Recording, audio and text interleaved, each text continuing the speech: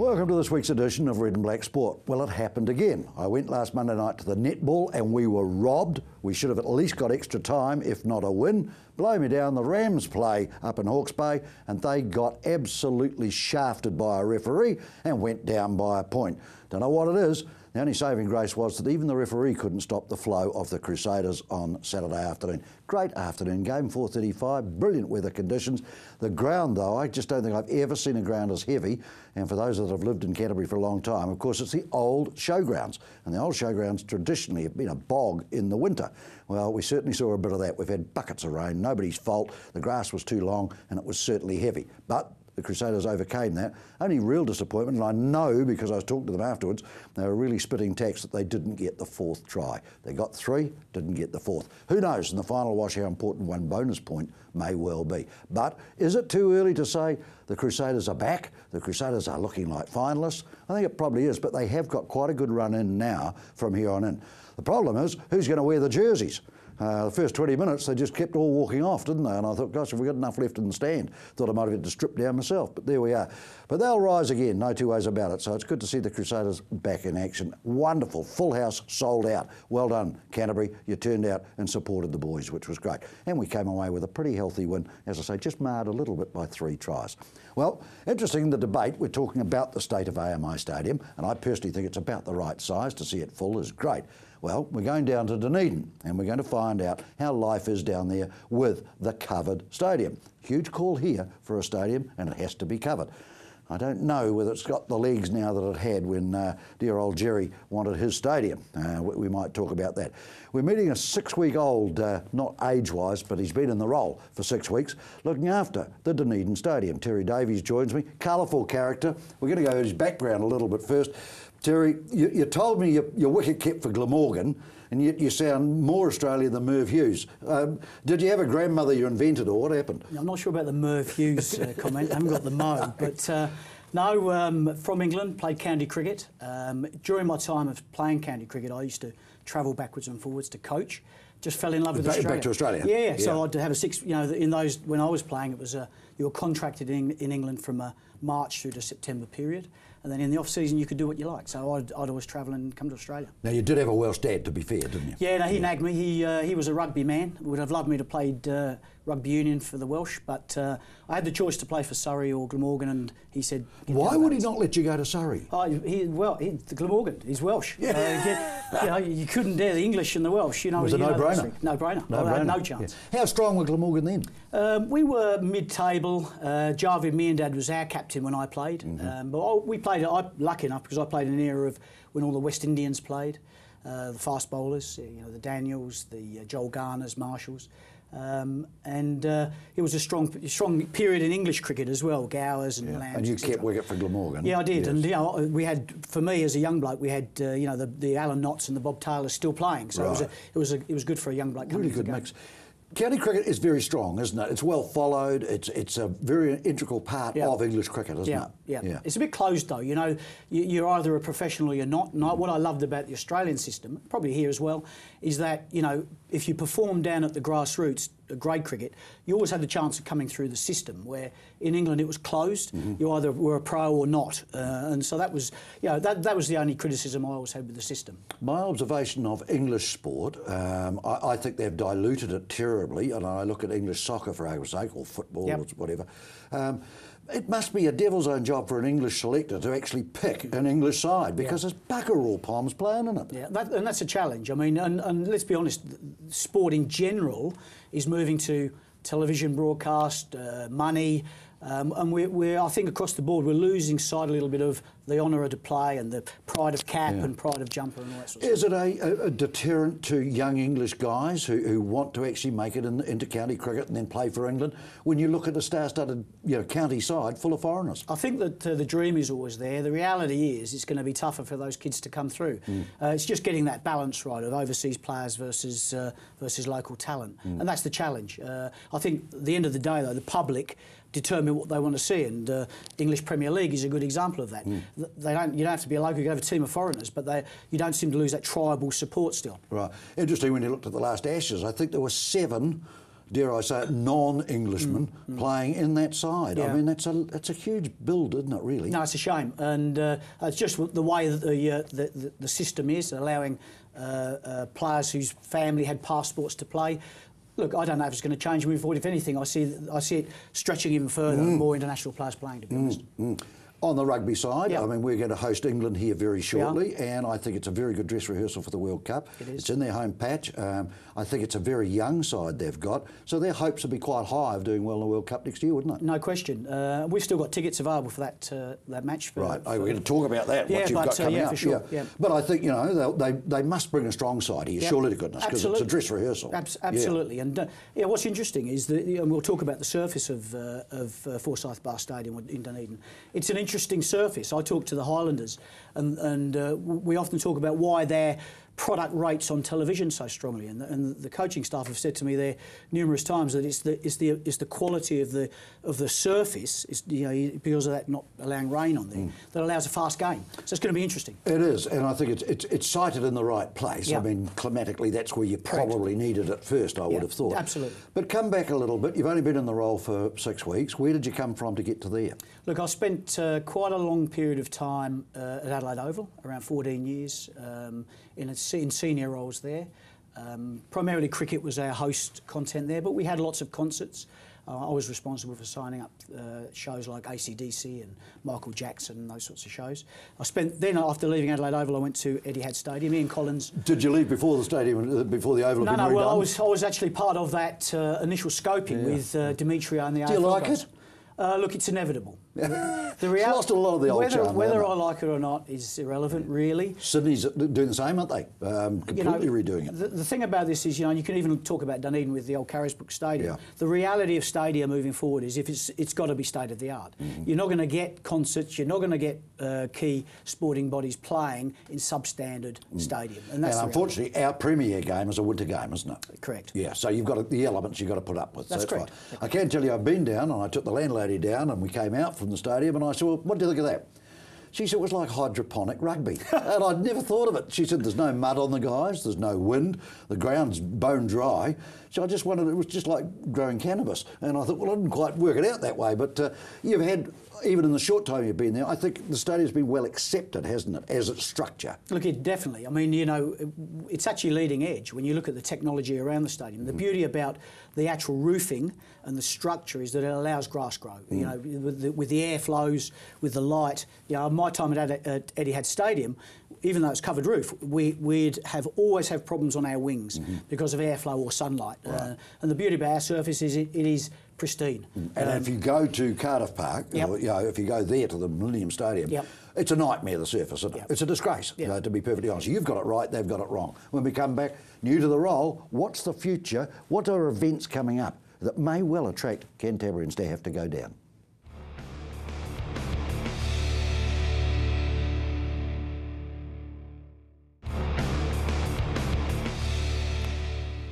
Welcome back. Last weekend saw the start of the 2014 Press Cup season, and boy, we've been waiting for that. These are the finest first 15s in the Crusader region, and we had a very good game out at St Thomas's. Got to tell you, it was 22 degrees too. The ground was pretty good, and Waimea came down. Now, they've been strugglers really in all the Press Cups over the years. Well, they came away with a win, and they deserved it. They beat St Thomas's. It'd make that bus ride back through the Lewis Pass a lot more pleasant. We've got a cracker for you next week. There is no two ways about it, and it's going to be a real vendetta match. St Bede's are hosting Nelson College. 12 o'clock at St Bede's. We'll have it on TV here Sunday twice, of course 12 o'clock at 5:30 and a replay on Thursday night at 7 o'clock. Now this is the team. Nelson College came down to play at Christ College at St Bede's last year. They beat them, and that knocked St Bede's out of a chance to go to the final. So I think there's a fair bit of bad blood involved in next Saturday's game. So make sure you catch it here on CTV on Red and Black Sport. That's Sunday. Right, back to the stadium. You're the third, I think, CEO that's come through. Yes. It's been a struggle, Yep. hasn't it, Terry? Tell us some of the hiccups and problems. Look, I think in fairness, it was a very visionary project. probably ahead of its time a little bit, because infrastructure around the city needs to catch up, things like hotels, airport, etc. But the guys who put it up made certain promises. I mean, no disrespect to that group, they had to force it through and fairly quickly. And I think what that did, in terms of some of the promises that were made, left a bad taste in some people's mouths. You do have a population problem as well, don't you? Where they move in and out. Yeah. Your student base, for argument's sake. But the reality of stadia is that you build stadia for two reasons. One is to galvanise whatever community you have. Yes, 120,000 people at strength, but you galvanise that community. And secondly, it's about economic impact. So any event that we're pulling into that stadium is bringing new money in from around South Island or much broader. Which Carisbrook probably would not have done apart from one test a year. Couldn't have done it broader. And, you know, Carisbrook would have been under threat from New Zealand Rugby, saying absolutely. your standards aren't good enough anyway. So the reality of the stadium is it's up. It is a great asset for the city. There's no question about that. The community have got to get behind it, and we've got to start to manage the business accordingly. Can I also applaud the location they chose? Yep. I mean, you've got the beautiful cricket oval, you've got the athletic track. You know, it's a hub, isn't it? This is a modern word. It is. Earthquake Christchurch, let's build some hubs. Yeah. But it's really just, that's the sporting mecca, isn't it? You go there. It's a great important location. Yep. We need to partner with the university grounds. We need to partner with cricket down there. Tennis is there. Tennis is there, and it's close to city. And we know stadia moving back to city. So Adelaide's a good example, from Football Park, way out of the city, back into the city centre. Yeah. We need to regenerate retail, restaurants and activity within the city. Is your biggest selling feature the fact that it's covered? It is. I think there's two factors. I think that it is covered, which allows promoters confidence to come without insurance and rain being rained off, and so they can play a schedule. And it's a plus from on ground, because the activity we run isn't bogged down. It's fast and fast paced. And it's a very good surface, and a brilliant experience for customers, for patrons that come in. The pitch of our seats, you're on the action, and the cover gives you another fit. It's a new dimension. Right. Sounds and action is different. It is totally different. I've got to give you that. Yeah. The wind does whistle under the bottom, which is quite a good fun thing. You would have had your rug on. That's okay. Okay. How are the state of the books? Good. Operating profit. The financial model is a little unusual, where there is the major shareholder is Dunedin City Council.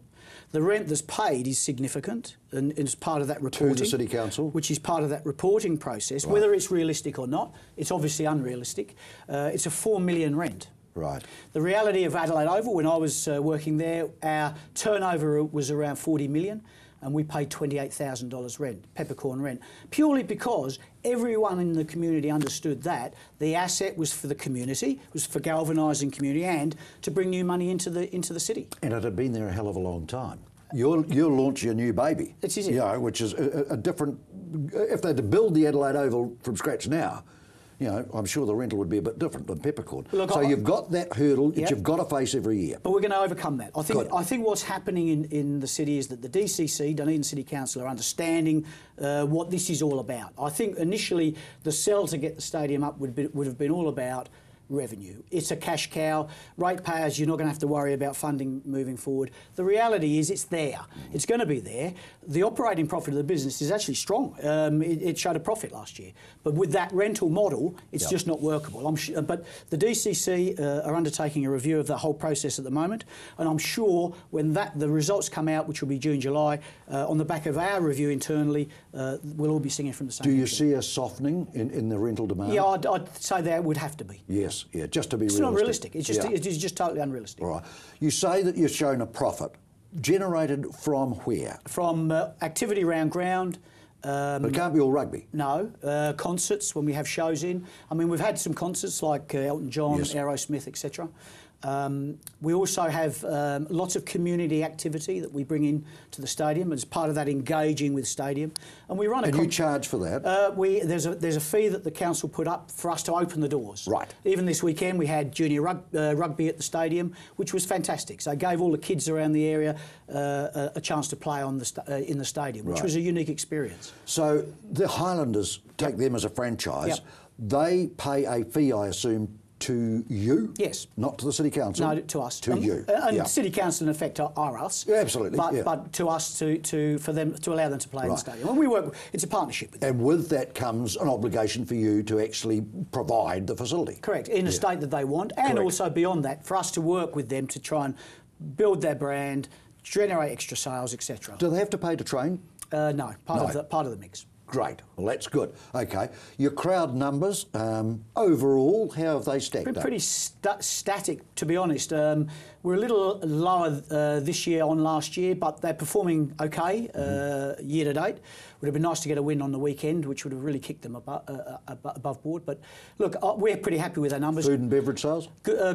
Do you get a slice of that? We get a slice of that. It's a concession here, is it? It is. It's a contractor that comes in, and it's a commercial arrangement. So they're your funding feeders, they are, basically. Yeah. Okay. So it's about numbers. It's all purely from numbers. About 390,000 people came through last year. Look, we'd be stupid not to forecast growth, and I think we're going to get there because there's a number of things we've got on the table. There's a few new events we've signed up, and we're in the market always for concerts at the venue, which we're close to on a few. Okay. When we come back, what is in the pipeline? What could Cantabrians get excited about going down to, which is a unique venue? So we're going to find out from Terry Davies when we come back.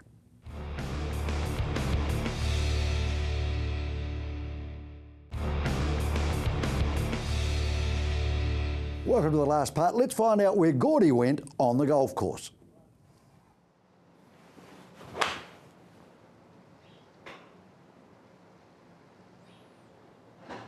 I'm out here at Ferrymead Golf this week, working with some irons.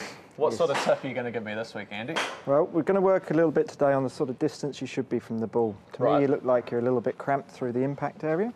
So we've got to give you that little bit of room and make sure that you don't get too far away so that you're unbalanced and too near so you're cramped. Okay, so we'll pop a ball down there for the moment. Okay. Okay. Now the key to a good posture is to make sure that you bend from the hips, not from the waist and the shoulders. So you keep the spine angle nice and straight. Okay. If you see the best pros in the world, they almost look like they've got a golf club up their shirt at the back to keep the back nice and straight. Okay. So that's what we want to try and achieve from yourself. So if you just set yourself up to the ball currently at the moment. So this is how I'd normally be. Yeah. So what I want you to do is just take a little step away. Yep. Okay. Take the club up. Okay, nice and tall. Yep. Okay, and keeping this Y that you've created with the hands and the arms here. Yep. And the butt of the club sort of at belt buckle height. Okay. Now what you tend to do is tending to bend from the waist. What we need to do is bend from the hips. So you're going to lower the club down to the ground, bending from here until you feel sort of a tightening in your knees about that position. Sure. So should I be bending my knees a bit? Yeah, just soften them once you're down to the ball. Yep. Okay.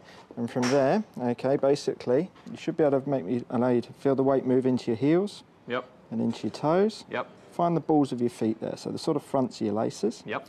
A little bit less flex in the knees than so, mate. Okay. That's good. Now, if I was to move the ball this way, and you were to put your club there, you'd feel the weight go into your toes, yes? Yep. Okay, too near to you, you That's go back into your onto my heels. So the distance you stand from the ball should be where you're comfortably in the balls of your feet when you've got a nice straight spine angle like that. All right, I'll try a couple like this, Yep. and we'll see how we go. Cool.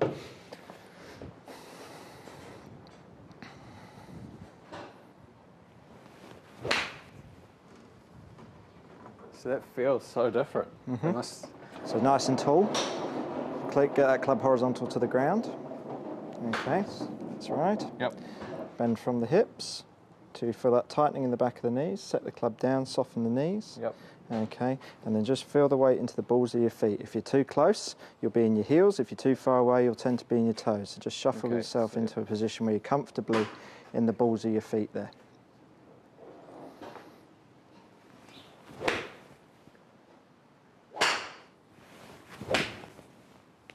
Good. All right, Andy, today you've got a deal for us in the shop. We do, Gordon, yes. So we've come to the end of the summer, unfortunately. We do have a range of shirts left over that haven't quite gone yet. We've got the two brands, the Stewart shirt from the UK. Okay, got that in a range of sizes, range of colours that you can see here. And we've also got the Sligo shirts. Okay, slightly smaller fit than the Stewarts. Yep. Okay, so a little bit more of an athletic look, sport look to most of those.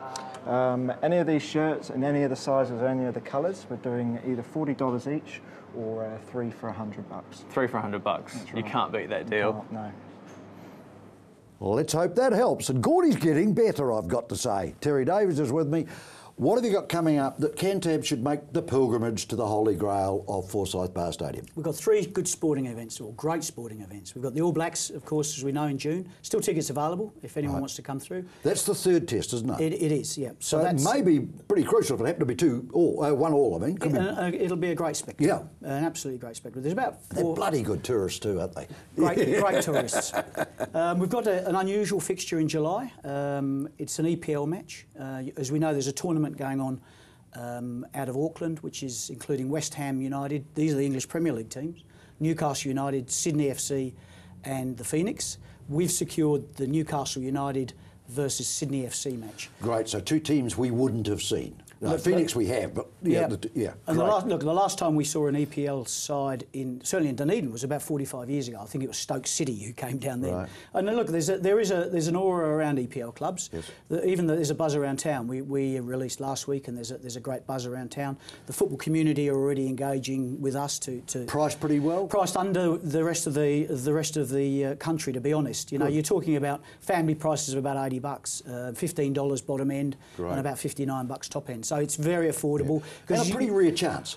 You won't see, you may never see them. No, okay. You may never see them. And then we've got in November we've got the 4 Nations, the rugby league. This is the league, yeah. It's the league. England coming across to play the Kiwis, and we know I would have been nervous earlier than last week, but when I saw the performance against the Aussies, I thought that they were more than competitive. I think they caught Australia. For a team of no names, they played pretty well, didn't they? They played brilliantly. So, that's going to be a nice tournament. We know now Samoa's making up the 4 with Australia, England and New Zealand, and it's going to be a competitive series. And on the back of, that's a precursor for World Cup coming next year. So you're pleased to have got the Kiwis and the Poms? Absolutely. And I think the city will support it, and I think and again, it's an event. It's not, we're not talking about it being a regular product in the city.